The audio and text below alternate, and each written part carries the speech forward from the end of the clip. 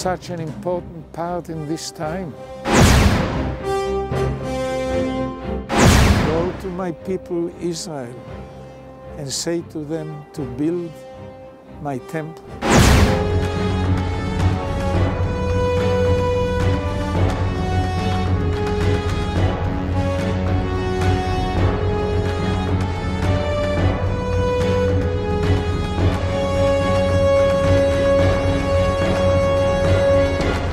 Ja, es ist sehr bedrückend und sehr schlimm, was Martin Luther hier formuliert.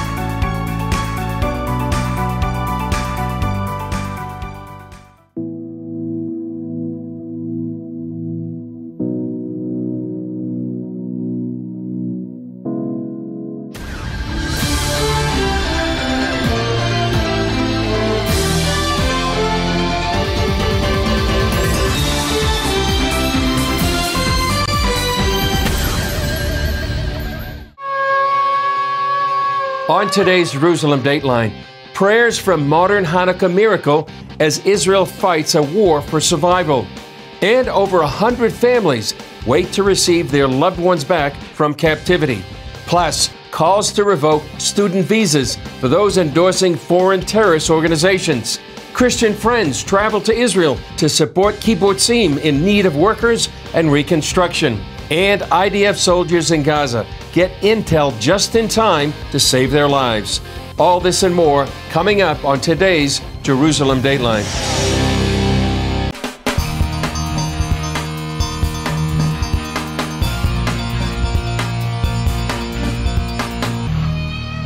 Hello and welcome to this edition of Jerusalem Dateline. I'm Chris Mitchell. Now in its third month, Paul Strand gives us a rating on the fighting in Gaza. 2 months after Hamas's October 7th massacre, the IDF continues to make progress in its mission to destroy the terror group. In a stunning reversal from the celebrations of Gazans that day, hundreds of suspected terrorists have been captured. Fighters of the IDF and the Shin Bet arrested and interrogated hundreds suspected of involvement in terror activities. Over the past day, many also surrendered. The intelligence we are gathering during the interrogations serves us during the continuation of the fighting. The intelligence gathered may well help the IDF know more about the 138 hostages still inside Gaza.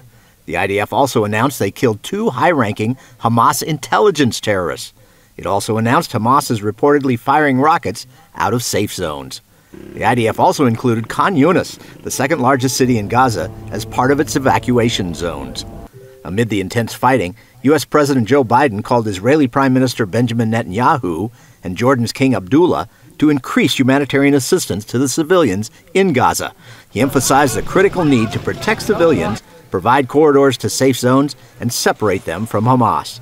In talking to reporters after meeting with United Kingdom Foreign Secretary David Cameron, the U.S. Secretary of State gave his strongest public criticism yet of Israel's military operation in South Gaza.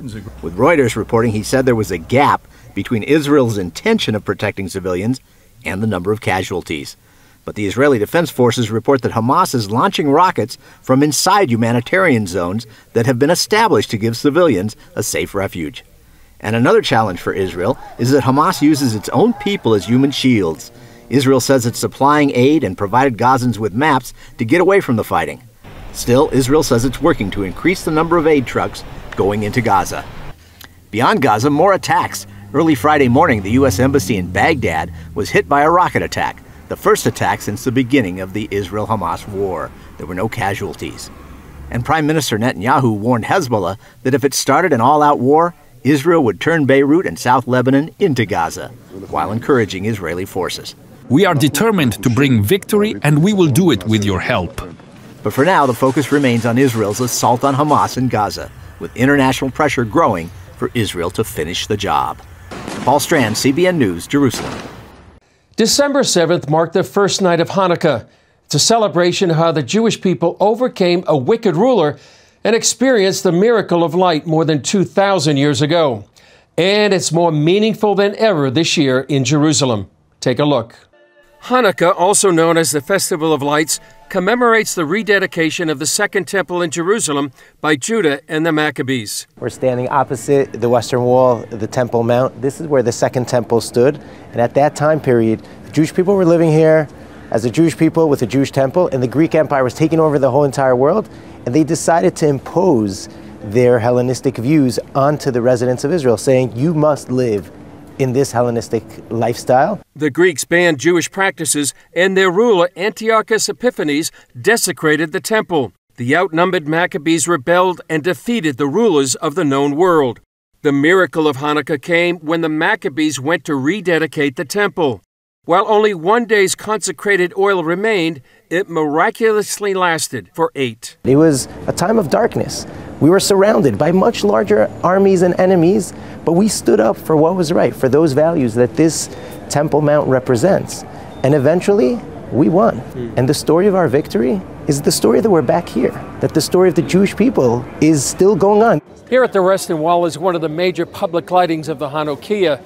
Hanukkah is celebrated like it is every year in Jerusalem, but this year is different, with the memories of the horrors of October 7th and the anguish of the many hostages still remaining in captivity in the Gaza Strip.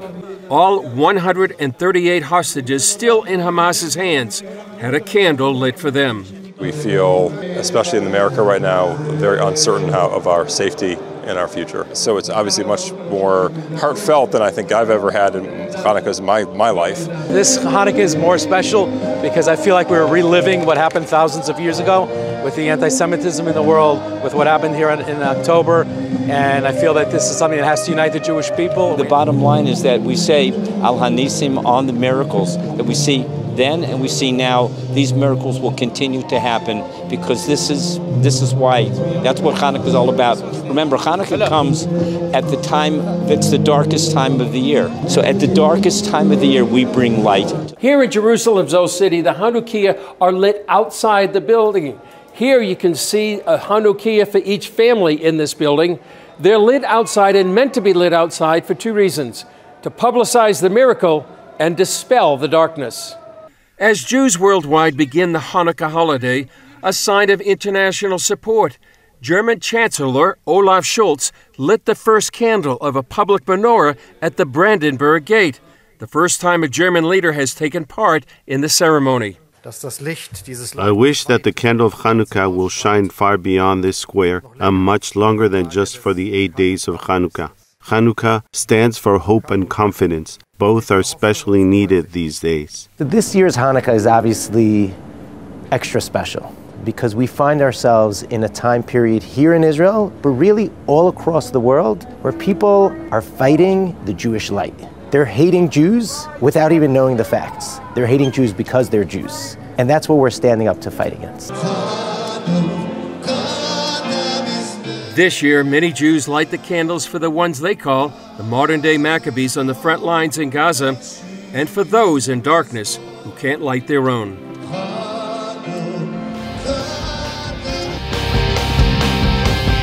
Up next, lessons from Hanukkah resonate from 2,200 years ago, more relevant than ever during this time of war.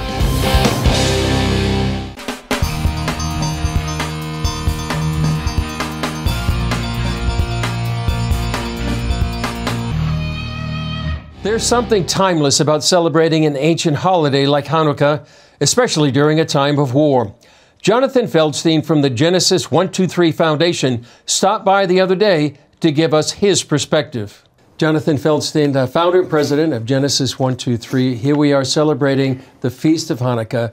What is Hanukkah? So first of all, Chris, you know this. Anyone who reads John 10 knows that Jesus, not very far from here, celebrated Hanukkah, known in Scripture there as the Feast of the Dedication. So we're celebrating two incredible miracles. One is the rededication of the temple after its destruction 2,200 years ago, and the miracle of one vial of oil that was pure for the temple, that was meant for one day, that supernaturally was able to be used for the full 8 days that it took to refine the new oil and continue the temple service. And that's one. But the other one, which is so relevant to, unfortunately, our days today, is a military victory.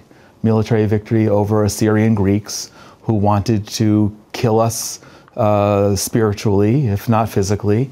And the Maccabees were the heroes of that story in the book of Maccabees. Battles that took place here in my neighborhood, south of here, in Gush Etzion, and we're thanking God for all of the miracles that He's still doing for us today. What are the lessons we can learn today? Well, never to forget that God has our back, and that He's always going to take care of us. But I think our responsibility is, I think I used this phrase with you before, is to flood His inbox with prayer, because He wants to know that we care.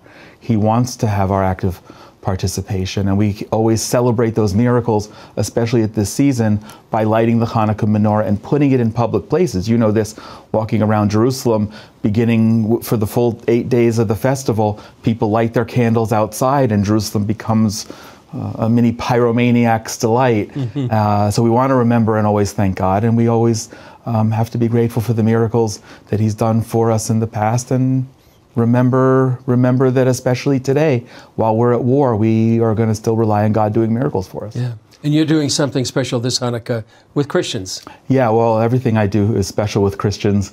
We issued a prayer call for Christians all around the world, first of all, to light candles, to bring light to the world, and put those candles in a public place, outdoors or in a window, so we're proactively doing something that's visible to the public, as we do here in Jerusalem and Israel and around the world, as it's longstanding Jewish tradition. But it's an 8-day holiday, so we put together 8 prayer points just to give people an extra opportunity to connect with that recognition that God is sovereign, will do what he needs to do, can do what He needs to do, and we just want to give Him that encouragement. So every single day there can be just a different prayer, encouraging people to get in the moment of what we're working on, what we're dealing with here personally, and pray for us and for Israel. What are some of those prayer points? Oh, goodness. So I have them, I have them printed. First of all, wow, the hostages. Just handed you one of the bracelets that we have that say bring them all home. We need to bring them all home. It's unspeakable what we know, what they've gone through, and that there's still about 140 hostages, and we don't know if they're dead or alive. And we need to pray for them, and we need to pray for their families, and we need to pray for everyone who was injured, still injured from 2 months ago this week.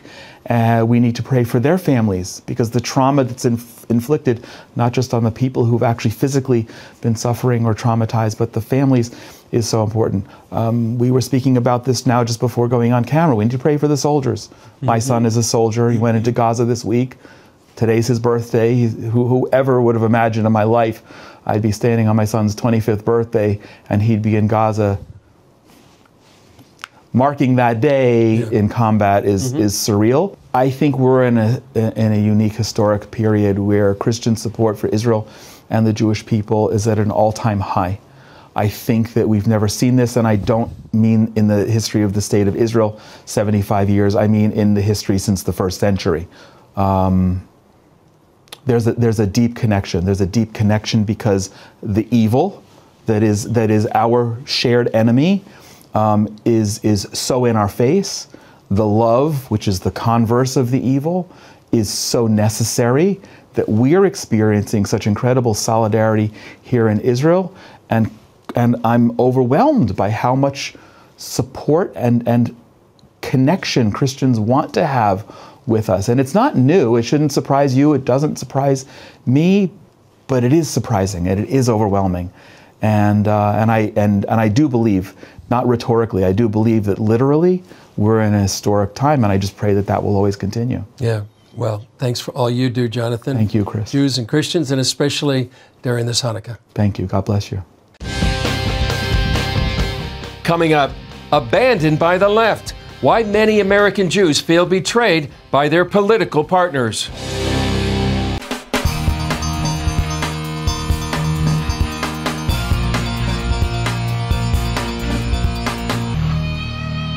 The vast majority of Jews in America are considered politically liberal. Since the October attack against Israel, however, many liberal Jews feel betrayed by those they considered ideological friends. CBN's chief political analyst David Brody has the story. One major result of the Hamas attack and subsequent war in Gaza has been an alarming rise in anti-Semitism, notably from the left in America. Palestine will never die! From student groups on college campuses Go back to Poland! Go back to Germany! to Jews attacked at rallies. With groups like Democratic Socialists of America promoting pro-Hamas rallies, it's left progressive Jews wondering what's going on in their world. To be clear, you are not a feminist if you can't feel for the Israeli civilian women, children, and babies who were murdered. And so I'm very angry about what I'm hearing. This week, we entered the upside-down world when a retrograde, regressive, totalitarian, misogynistic, messianic, terrorist regime became, for the time being, the hero of the left. How could it be? It shouldn't come as a complete surprise. A Harvard-Harris poll shows 36% of liberals see the Hamas attack on Israeli civilians as justified. Among 18 to 24-year-olds, a majority, 51%, say the killings could be justified. Overall, Gallup shows Democrats are more sympathetic to the Palestinians than the Israelis, 49% versus 38%. Democrat strategists like Joel Rubin believe if the left abandons progressive Jews who love Israel, there will be a political price. If you kick out the Jews from the Jews who care about Israel from progressive coalitions, these progressive coalitions will have no political power, and they will go down the rabbit hole of looking like anti-Semites. One should be able to support Israel and being Jewish and still be progressive. But that is now becoming a litmus test in progressive coalitions. Historically, anti-Semitism has existed worldwide in these circles. The National Socialist Nazi Party, they were left of center. You know, the textbook definition of socialism is the state controls the means of production and distribution. And that is what Hitler advocated. Today, liberal Jews break bread with the left on issues of abortion, gay and transgender rights, as well as overall social justice.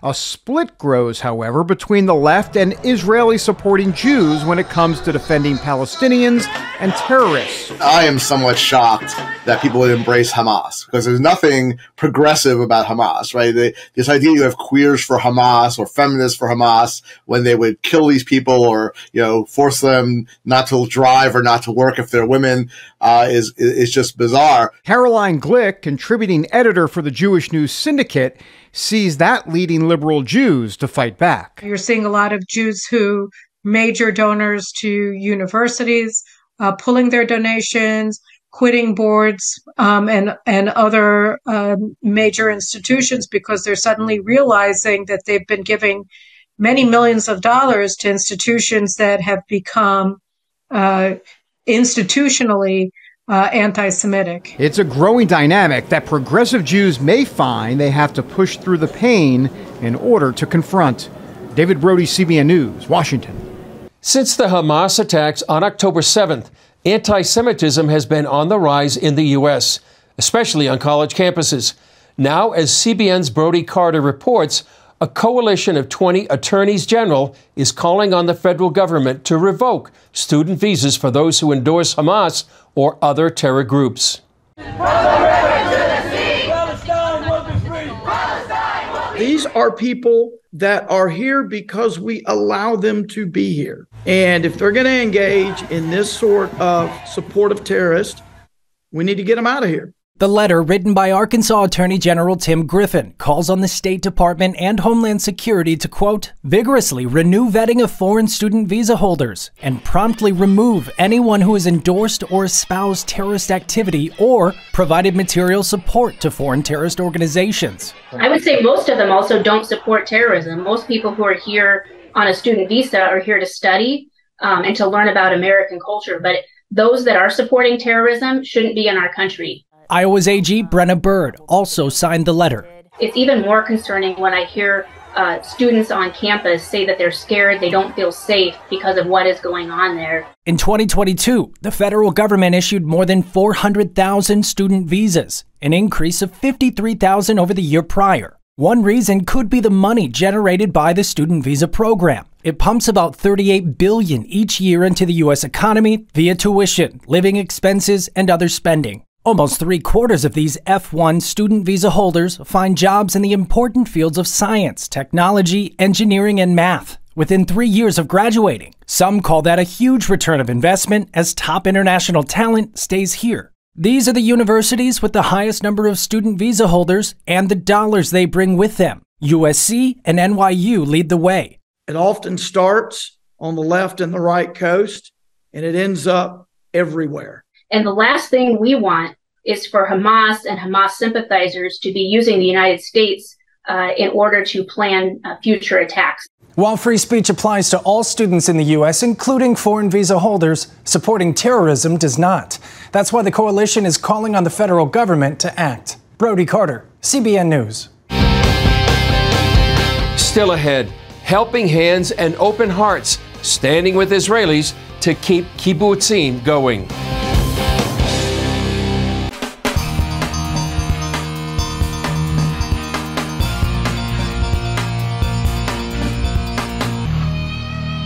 Since the bloodiest attack on Israel in modern history on October 7th, Christians have donated to an emergency crisis war response fund established by FIRM, the Fellowship of Israel-Related Ministries, and some are coming to help from all over the world. One major reason led 75 Christians from 10 different nations to visit Israel in the middle of a war, risking danger and paying high travel costs.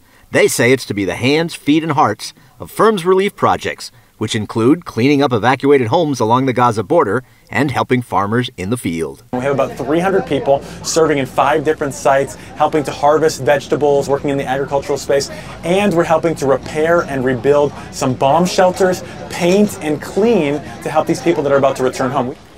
Imagine taking all your vacation time and your vacation money and coming to a land at war just to help the people who live there. This is a great time to come and show our love in practical ways and let them know that they are not alone. We Christians in other parts of the world are praying, and we feel so sorry. We feel their sadness. It's a responsibility that you should take. We do need to take action. You can't just say, I'm standing with Israel and do nothing. As the international volunteers are meeting Israelis, they're being asked, why have they come during a war?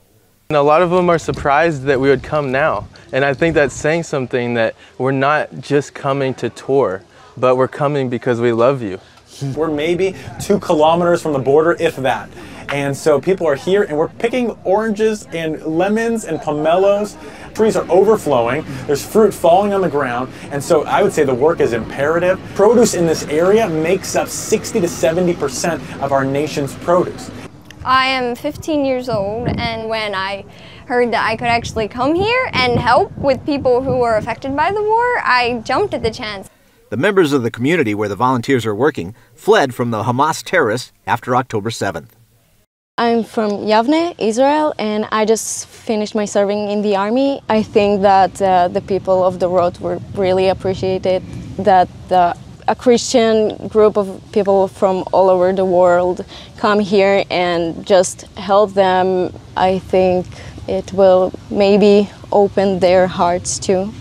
To see that non-Jews from countries they've never even heard of before are coming to serve and support during this time, it changes everything for them. By the end of the day, homes are freshly painted, bomb shelters have makeovers, kitchens are spotless, and yards ready for the evacuees to come home. Paul Strand, CBN News, reporting from Dorot, near the Gaza border. The Bible is full of examples of miraculous protection given by God to those who call out to Him. Throughout the ages, people have wondered, can such a thing be true? Well, just ask the soldier in our next story. Just wanted to share with you a little miracle that happened to my unit last Motzei Shabbos. One of the areas where we were stationed, we were staying in an encampment that's protected from all sides with mounds of dirt protecting us from missile fire from the sides.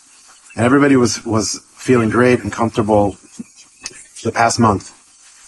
We got a report from intelligence that there are some Hamas terrorists reporting, listening to them. However, they found out that they're digging tunnels, and they're reporting that these tunnels they found are right under an IDF encampment, and they can see tents and they can see tanks.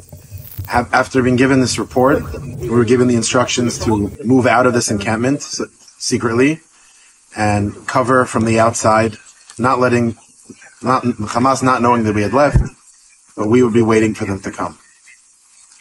A day went by, nothing happened, and then all of a sudden another report came from the intelligence that they hear that these Hamas soldiers, terrorists, are 20 centimeters from coming out of these tunnels. And in the middle of the night, the guys noticed a figure coming out inside one of the tents where we were staying 2 days earlier. They opened fire, and as the gunfire hit him, there was an explosion, and he disappeared. And then a few seconds later, there was a massive explosion from under the ground, completely engulfing the tent and all the belongings in flames, as well as causing other openings within the encampment to cave in, revealing that there was a whole network of tunnels under the same spot that a few days earlier guys were sitting and off duty and relaxed. Now, why is this specifically significant that it's happening now? Because now it's the month of Kislev.